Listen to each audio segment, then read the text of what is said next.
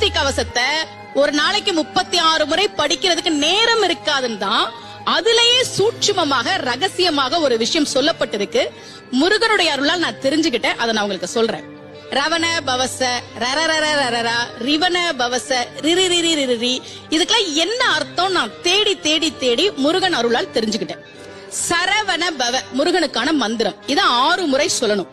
இப்ப சாவ தூக்கி பின்னாடி போட்டீங்கன்னா ரவண பவச, அத 6 முறை சொல்லணும். இப்ப ராவ தூக்கி பின்னாடி போட்டா வனப வசர, வாவ தூக்கி பின்னாடி போட்டா நபவ சரவ, இப்ப நாவ தூக்கி பின்னாடி போட்டா பவ சரவண, பாவ தூக்கி பின்னாடி போட்டா வசர வனப.